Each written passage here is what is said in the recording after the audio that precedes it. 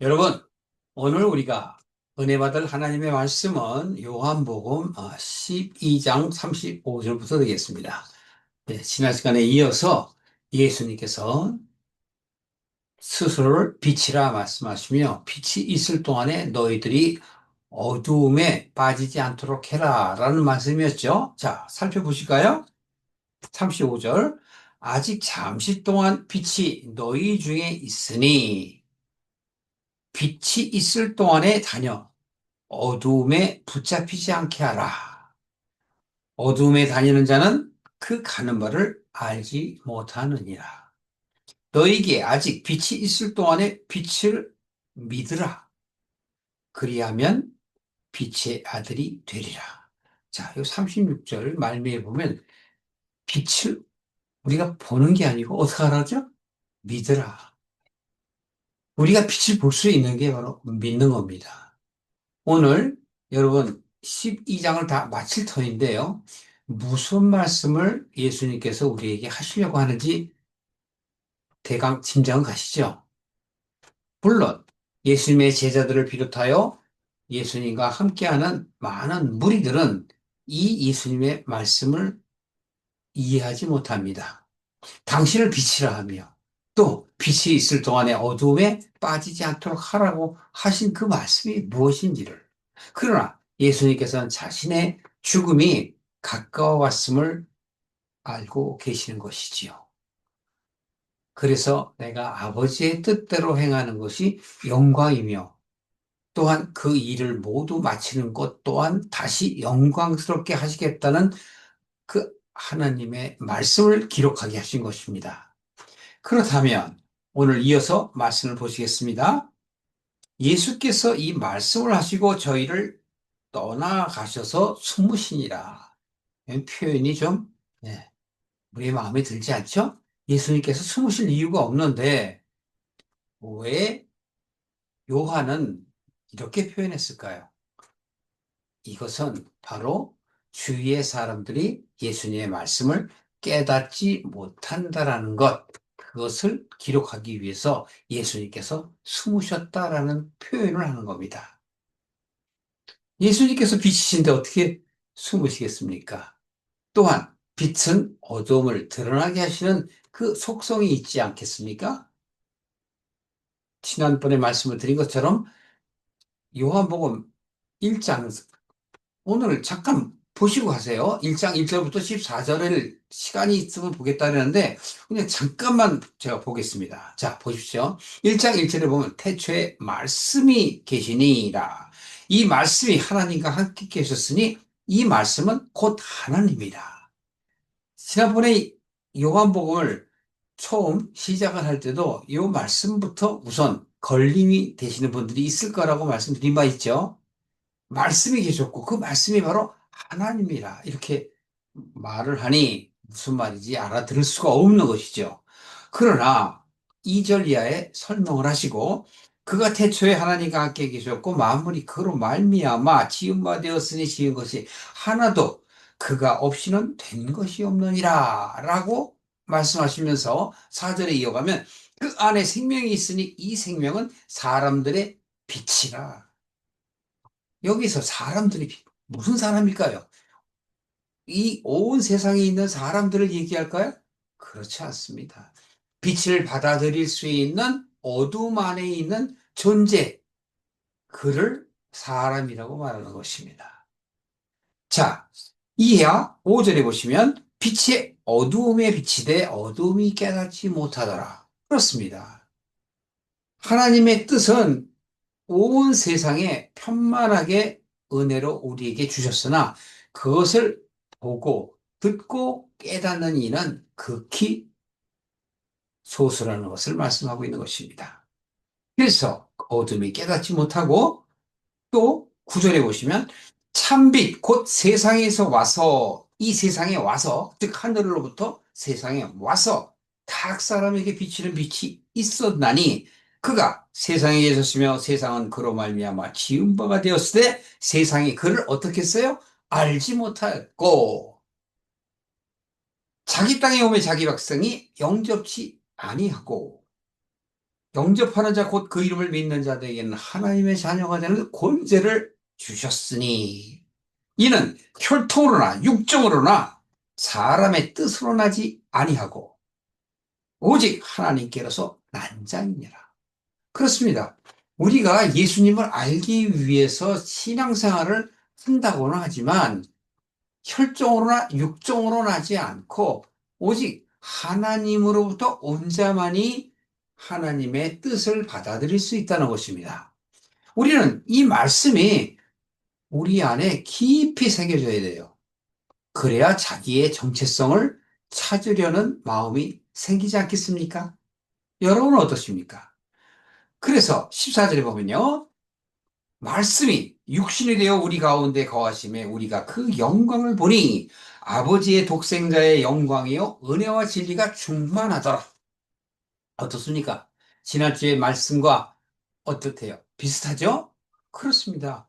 바로 예수님께서 이 땅에 오셔서 우리로 하여금 하나님의 뜻을 알게 하시기 위해서 아버지의 영광을 나타내는 거예요. 그러면 영광이라는 게 뭡니까?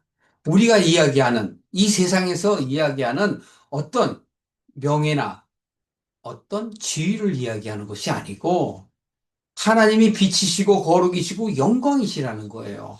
이것은 형이상학적인 겁니다. 어떻게 우리가 나타낼 수가 없는 그 존재이신 하나님을 대신한다는 뜻이에요. 그러니까 하나님의 일을 대신하는 게 바로 영광이라는 것입니다. 지난 시간에도 제가 국어 사전적인 의미를 여러분들이 생각을 하실지는 모르지만 성경은 그런 것이 아니라고 말씀을 드린 바 있지요. 그렇습니다. 그래서 오늘도 바로 우리가 35절부터 빛이 있을 동안에 너희들은 어둠에 붙잡히지 않도록 하라고 얘기하신 그 말씀하신 예수님의 뜻을 우리가 알아야 돼요.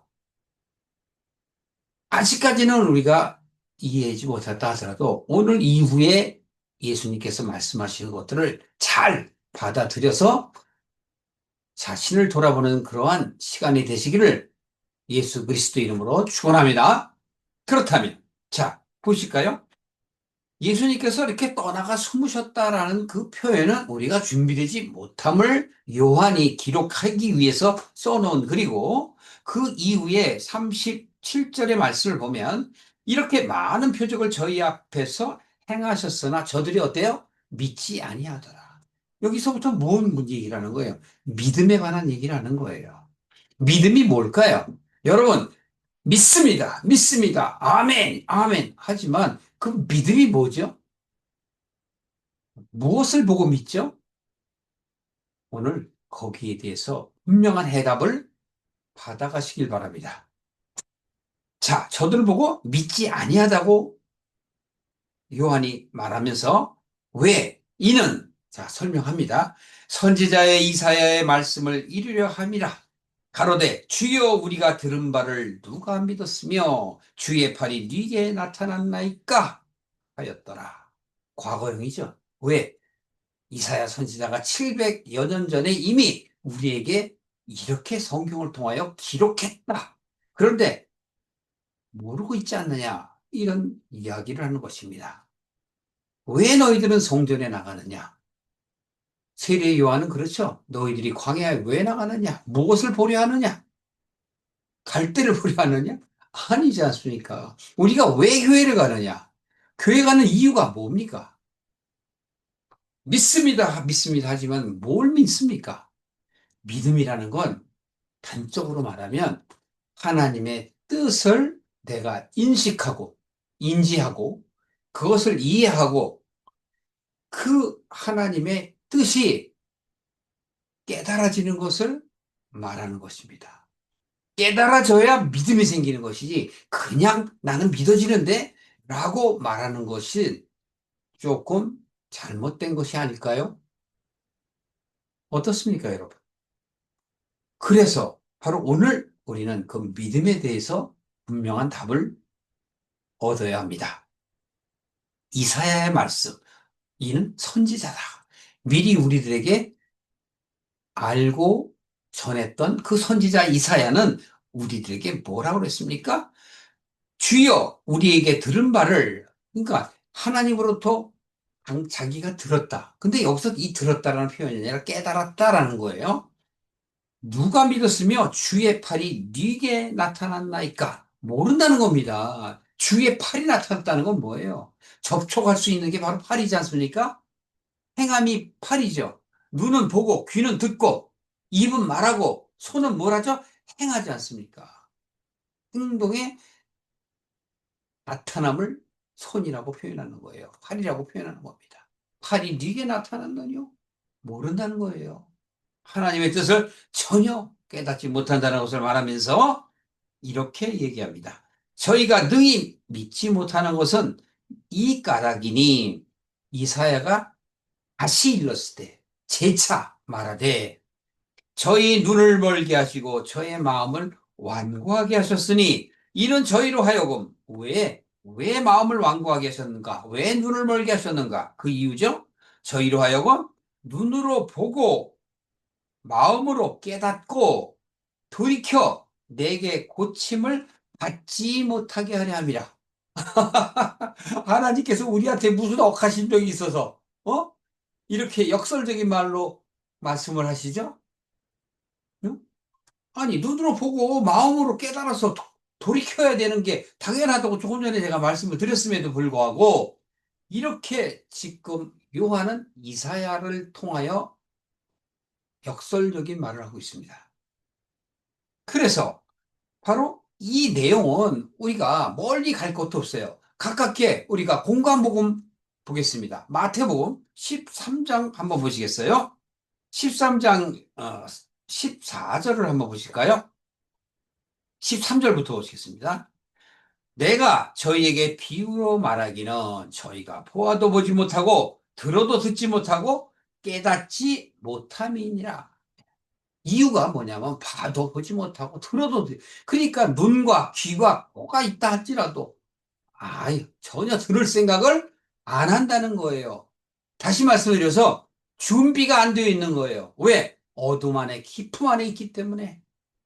깊은 그 구렁텅이에서 도대체 빛을 보려고 나오려고도 하지 않는다. 그 얘기를 하는 거예요.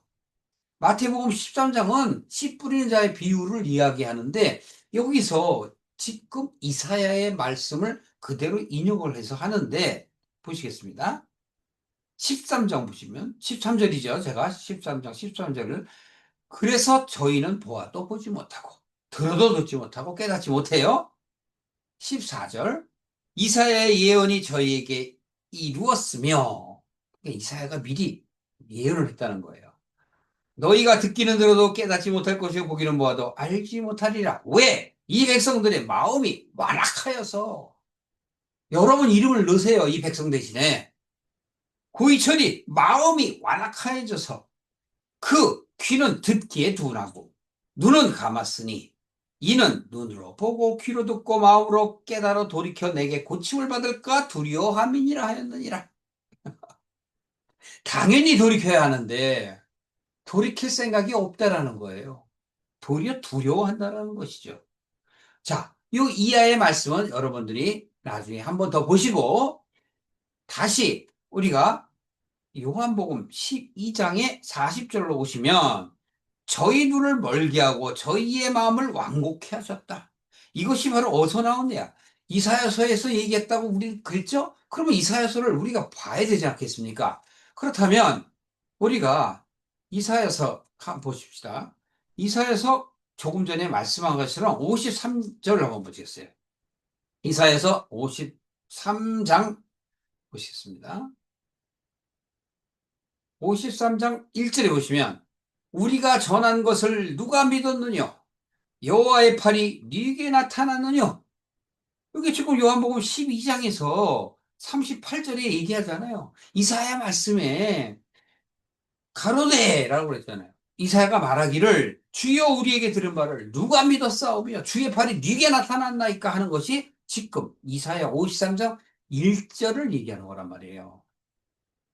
그러면서 이 여호와의 팔이 네게 나타났느냐라고 얘기하고 전한 것, 우리에게 전한 것을 누가 믿었습니까? 라고 했는데 그 전한 게 뭐냐 하는 게 바로 2절 이하예요.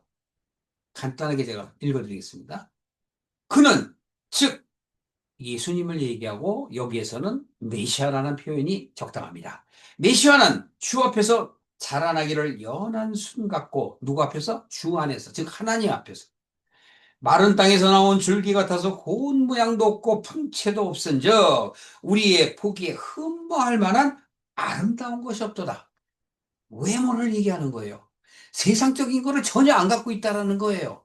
어떤 탤런트처럼 멋진 그런 형상이 없다는 거예요. 그래서 풍채도 없다. 이렇게 얘기하며 그의 일생에 대해서 간단하게 얘기를 해요. 그는 멸시를 받아서 사람들에게 실어버린 바가 되어 그러니까 멸시를 받은 거예요.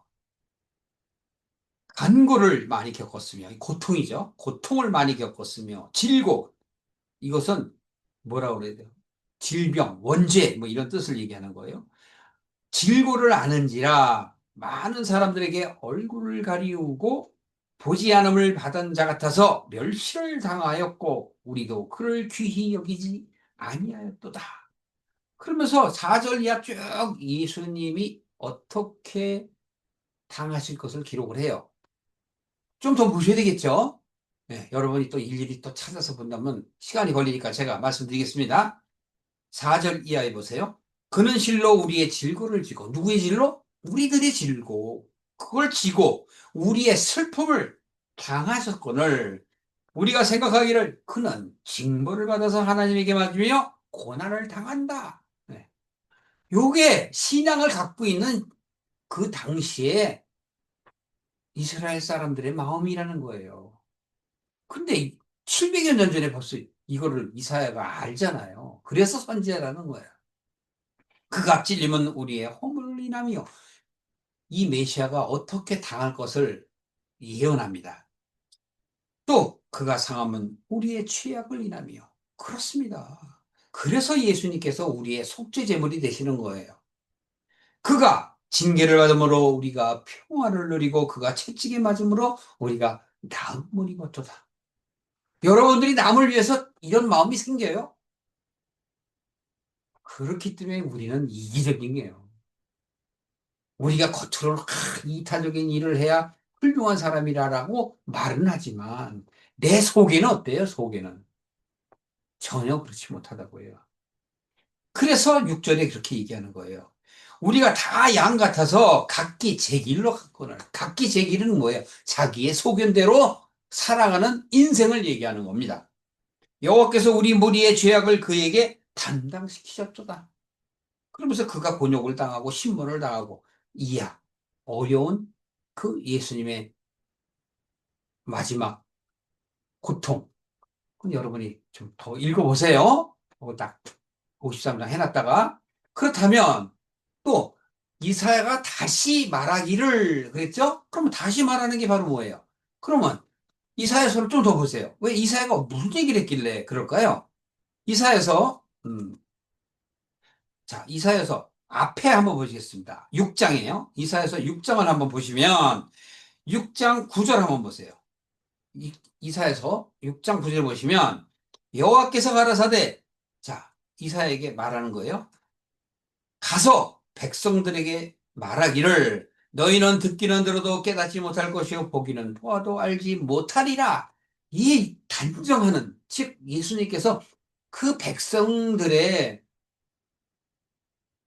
미련함? 좀 듣기 거북할까요? 그러니까 그 백성들의 어리석음을 나타내는 거예요. 이 백성들이 마음으로 둔하게 하며 그 귀가 막히고 눈이 감기게 하라. 아니 이사야 보고 그렇게 얘기하라는 거예요. 그러면 이건 뭐예요? 이들은 아무리 얘기를 해도 듣지 않을 거야.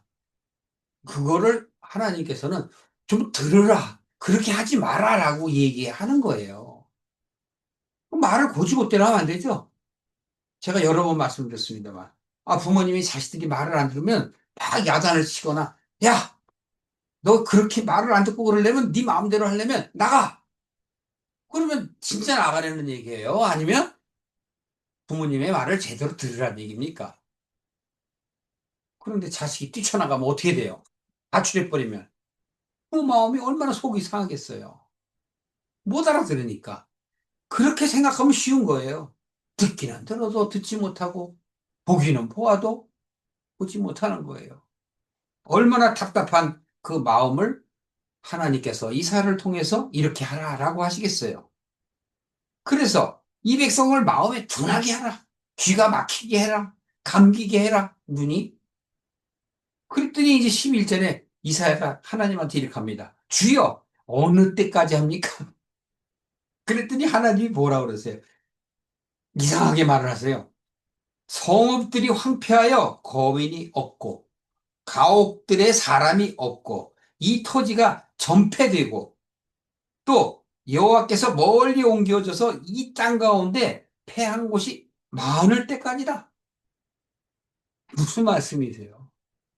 그러니까 우리의 인생 속에서 우리가 세상적인 일로 갈 때는 아무리 하나님의 말씀을 증거해도 듣지 않는다라는 거예요. 그래서 바로 요한복음에 지금 12장에서 예수님께서 그렇게 말씀을 하시는 거예요. 이사야의 말씀을 통해서. 자, 그러면 보십시오. 이 하나님께서 이 말씀을 하는 걸 우리가 오해하면 안 돼요. 29장 한번 보십시오. 29장 9절에 보시면은 이렇게 얘기합니다. 너희는 놀라고 놀라라. 너희는 소경이 되고 소경이 되라. 그들의 취함이 포도주를 인함이 아니요. 포도주 먹고 취하는 게 아니란 말이에요. 그들의 비틀거리는 게 독주를 먹고 비틀거림이 아니요. 그 무슨 얘기예요? 바깥에 이 세상에 우리의 삶 속에서의 술 취함을 얘기하는 게 아니고 이 취한다는 건 세상에 취한 걸 얘기해요. 즉 하나님의 뜻을 모르고 세상의 가치를 쫓기 때문에 하나님의 말씀을 선포하고 하나님의 그 뜻을 전해도 들을 귀에 보는 눈이 없다는 것을 말씀하고 있는 것입니다. 그러니까 여러분들이 성경을 보실 때 너희들이 술 취하지 말라 이렇게 하면 술 먹지 말라는 것으로 오해하면 안 돼요. 세상 것에 빠지지 말라는 얘기예요. 또 10절에 보시면 대저 여호와께서 깊이 잠들게 하는 신을 너희에게 부어주사 너희의 눈이 감기게 하셨으니 눈은 선지자여 너희 머리털을 덮음이니라. 너희 머리를 덮었대요. 머리는 선견자라. 그래서 모든 묵시가 동한 말씀이라고 너희들이 얘기하더라. 유식한 자에게 말을 할 때 이렇게 얘기합니다.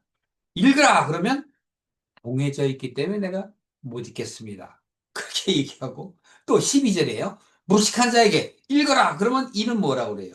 나는 무식해서 못 읽겠습니다.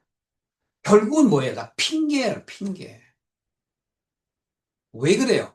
세상에 빠져 있기 때문에 그래요. 그걸 성경에서는 흑암의 깊음 안에 있다고 얘기하는 거예요. 빛이 비치되 어둠이 깨닫지 못하더라. 요한복음 1장 아까 5절의 말씀이잖아요. 저 멀리 가면 구약의 창세기 1장 2절의 말씀이에요. 땅이 혼돈하고 공허하며 흑암의 깊음 안에 있다. 빛이 있으라 하시되 이들이 깨닫지 못해요. 그러나 하나님께서는 창세기 1장 3절에 빛이 있으라 하신단 말이에요. 그게 뭐예요? 예수님이고 말씀이란 말이에요. 우리가 그 말씀을 통하여 깨달을 때 눈이 깨어나고 귀가 열리는 것이에요. 그래야 내가 믿어지는 거지. 어떻게 그냥 믿어지냐고요. 세상에 빠져 있는데. 교회를 가도 여러분 어떻습니까? 교회 문을 나서기만 하면 다시 세상으로 가지 않습니까? 우리는 그럴 수밖에 없는 죄성을 갖고 있기 때문에 그래요. 자, 여기까지 지금 우리가 요한복음 12장으로 다시 오셔요. 그래서 요한복음 12장에서 우리에게 지금 하시는 그 말씀이 여러분들에게 어떻게 받아들여지는가 하는 것이 중요한 것입니다.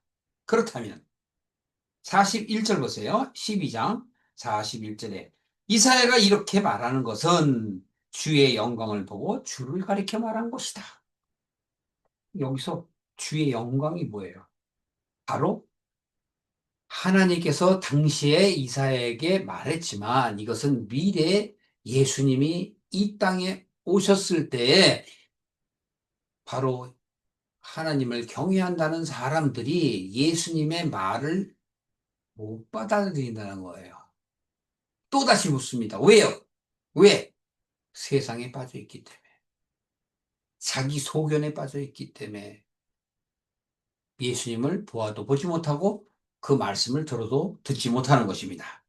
그래서 이렇게 얘기합니다. 이사야가 말한 것은 주의 영광을 보고 주를 말한 것이다라고 하며 42절에 보시면 그러나 관원 중에서도 어떤 자는 즉 저를 믿는 자가 많대. 지금 예수님의 말씀을 믿는 자가 있어요. 또 바리새인들을 인하여 드러나게 말하지 못하고 이것은 환경을 얘기하는 거예요. 여기서 바리새인들은 그 당시에 신앙인으로서 주된 기득권을 갖고 있는 자, 즉 영향력이 많은 사람들을 얘기해요. 오늘날로 바꿔 말하면 정통 기독교다라고 얘기하는 사람들이라고 표현할 수 있어요. 이러한 사람들이 주장하는 일에 대해서 예수님께서 바로 그런 것이 신앙생활이 아니다라고 이야기하는 것을 이들이 듣는 사람이 있어요. 그럼에도 불구하고 이들로 인하여 그들은 믿습니다. 또 믿으려고 하는 마음을 표현하지 못한다는 것이지요. 그래서 바로 이렇게 얘기합니다. 이는 추례를 당할까 두려워합니다. 그 무리에서 쫓겨날까 봐 두렵다는 거죠. 같습니다. 오늘날에도.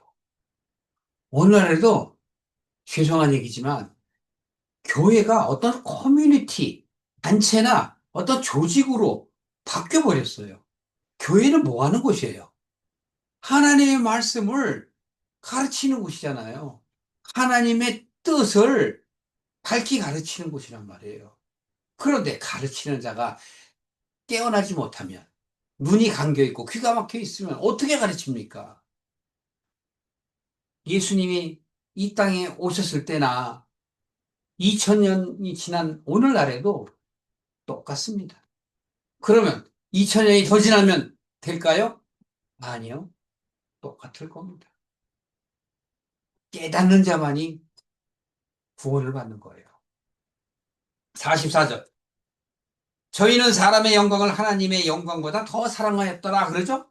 그 이유 얘기했어요. 그 얘기는 뭐예요? 그래서 바리새인들 때문에 두려워서 추례를 당하기 두려워서 그 말씀을 믿기는 믿는데 어떻게 준비가 안 됐다는 얘기죠. 그래서 예수님께서는 이렇게 44절에 말씀하십니다. 나를 믿는 자는 나를 믿는 게 아니요 나를 보내신 자를 믿는 것이다. 즉 하나님을 믿는 것이다. 또 나를 보는 자는 나를 보는 것이 아니라 하나님을 보는 것이다. 나는 빛으로 세상에 왔나니 무릇 나를 믿는 자는 어두움에 거하지 않게 하려 함이라. 그렇습니다. 빛으로 어두움을 비치는 거예요. 어둠을 드러내요. 물속에 있는 자가 곧 무트로 즉 바다를 헤치고 물을 헤치고 드러나와야 해를 보지 않습니까? 사람이 내 말을 듣고 지키지 아니할지라도 내가 저를 심판하지 아니하노라. 내가 온 것은 세상을 심판하려 함이 아니요 세상을 구원하려 합니다. 이 온 세상을 얘기하는 게 아니에요. 여러분이 바로 세상이에요. 구원받을 자. 이 세상 가운데에 있는 나를 말씀하시는 거예요. 그게 바로 하나님의 사랑이라고요. 오랜 유구한 역사 가운데 우리가 기록 연대를 알 수 없을 정도의 그 구약 시대의 에덴 동산 그때부터 오늘 현재에 이르기까지 계속 하나님께서는 우리를 사랑하신다고 메시아를 통해서 말씀하고 있는 것입니다. 46절에 아까 그랬죠. 바로 나를 믿는 자는 어둠에 거하지 않게 하리라. 그게 우리가 오늘 처음 읽은 12장 35절 말씀이에요. 내가 빛이라. 빛이 있을 때 너희들은 어둠에 거하지 아니하도록 해라. 그 얘기를 하는 거 아닙니까? 이제 48절에 보면 그런데 나를 저버리고 내 말을 받지 아니하는 자를 심판할 리가 있으니. 예, 심판할 리 당신이 아니에요. 누가 심판할까요? 하나님께서 심판하시죠. 예수님이 이 세상을 심판하러 오신 자가 아니에요. 그런데 다른 의미에서 심판을 하러 오셨어요. 심판이라 하면, 재판관이라 하면 하나님 외에는 아무도 없어요. 잘못 오해할까봐 제가 말씀드립니다. 심판을 해요. 근데 그 심판은 하나님의 심판과 다른 심판. 즉, 우리에게 과거의 잘못된 생각을 깨뜨리고 새로운 생각을 갖게 하는 것. 그게 다른 말로 심판이에요. 하나님의 심판과 달라요. 이 말씀이 여러분 어려울 거예요. 그러나 여러분들이 저와 함께 말씀을, 은혜를 나누게 되면 다 아시게 돼요. 마지막 날, 그러면 어떻게 돼요? 마지막 날 두 가지가 있다 그랬죠? 마지막 날은 내 인생의 수명을 다하는 날, 그날이 마지막 날이고, 그 마지막 날이 심판받는 거예요. 무슨 심판? 다시는 육으로 살지 아니하고, 이제 음부로 가느냐, 아브라함 품에 안기느냐, 즉 하나님 품에 안기느냐, 둘 중에 하나예요. 그게 바로 심판이에요. 그럼 또 다른 마지막 날은 뭘까요? 이 세상을 끝내고 새로운 마음가짐을 갖는 새 세상으로 나아가는 것. 그게 바로 또 마지막이란 말이에요. 그것을 성경에서는 마지막 날이요, 오늘날이라는 표현을 쓰는 것이에요. 그래서 여러분들이 성경을 잘 보실 때 그 말씀들이 나옵니다. 내가 오늘날이 되어야 말씀을 받을 것이다. 그게 바로 나의 생각이 바뀌는 상태를 얘기하는 거예요. 옛 생각이 새 생각으로 바뀌는 것. 율법에서 복음으로 바뀌는 것. 나의 잘못된, 즉 바리새인적인 그 생각을 버리고 이제는 제자들 같이 진심으로 하나님을 따르는 자녀, 제자가 되어야 한다는 것을 말씀하고 있는 것입니다. 그래서 이제 마지막 날에 저를 심판하리라 하시면서 49절, 50절 보시면 내가 내 자의로 말하는 것이 아니요. 예수님께서는 당신의 하고 싶어서 하는 게 아니에요. 요한복음 6장 39절 또 기억이 나시죠? 나는 아버지의 뜻을 행하러 왔느니라. 그 얘기예요. 나를 보내신 아버지께서 나의 말하는 것과 또 내가 이야기할 것들, 이룰 것을 친히 명령하여 주셨네. 요 명령이라는 말은 그냥 우리가 쉽게 이해하기 위해서예요.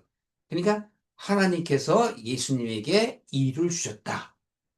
그래서 예수님 안에 누가 있어요? 하나님이 있는 거예요. 우리가 예수 그리스도와 하나가 되면 어떻게 해? 내 안에 예수가 있어야 되는 거예요. 천국은 여기 있다 저기 있다 하는 것이 아니요. 어디 있어요? 내 안에 있는 거예요. 내 안에 천국, 내 안에 예수 그리스도가 있는 거예요. 예수 그리스도 안에 또 누가 있어요? 하나님이 계시잖아요. 그게 바로 성도의 삼위일체라고요. 50절 마지막에 보면 나는 그의 명령이 영생인 줄을 아노라. 여기서 예수님께서 한마디로 복음을 전한 것, 그 복음이 바로 뭐예요? 영생이라. 그래서 요한복음 17장 3절에 보면 복은 영생이라 이렇게 표현하는 거예요. 영생은 바로 뭐예요? 복은 영생이라 하면서 영생은 참 유일하신 하나님과 그의 보내신 자 예수 그리스도를 아는 것이다. 예수 그리스도를 아는 것은 말씀을 깨닫는 것이다. 말씀은 내 눈이 깨어져 소경이 눈을 뜬 것처럼 이제 말씀을 볼 때 나의 영적 상태에 영의 눈이 떠지는 것이고 듣는 것은 말씀을 들을 때 바로 그 말씀을 화답하며 깨달음으로 인하여 내 마음 안에 들어오는 것이고 바로 그로 인하여 내가 새롭게 변화되는 것을 말씀하고 있는 것입니다. 그래서 예수님께서는 이렇게 얘기하십니다. 나의 이르는 것은 내 아버지께서 내게 말씀하신 그대로 예. 그리스도 안에 예수 안에 하나님이 계시니까 바로 그대로 하는 것이니라. 그래서 예수님께서는 이 땅에 오셔서 말씀을 전한다 할지라도 내가 이루는 것이 아니라 아버지께서 하느니라. 하나님께서 하느니라. 여러분들의 마음속에 믿음이 생기면 내가 하는 것이 아니로 내 안에 성령께서 하시는 것이다. 예수께서 하시는 것이다. 하나님께서 하시는 것이다. 그렇게 말할 수 있는 것입니다. 그렇게 말한다고 해서 내가 준비되지 않으면 또 오해를 하는 거예요. 저 사람이 이단 아니? 자기가 무슨 예수님이고 자기가 무슨 하나님이야? 라고 말할 수 있어요. 그러나 성경의 뜻을 알면, 아, 그렇구나. 라고 이해를 하며 하나님의 뜻이 자기의 뜻이 되는 거예요. 천국은 무엇일까요? 로마서 14장 17절이 있죠? 뭐예요? 성령 안에서 의와 평강과 희락을 누리는 것이다. 즉, 함께 하는 것이다. 그것이 바로 하나님의 뜻이다. 라고 말씀하고 계십니다. 오늘 여러분들께서 자기 자신을 찾는 그런 귀한 시간이 되셨으면 하고, 또 깨닫지 못하신 분은 다음 기회에 하나님께서 깨닫게 해주실 것을 예수 그리스도 이름으로 축원합니다.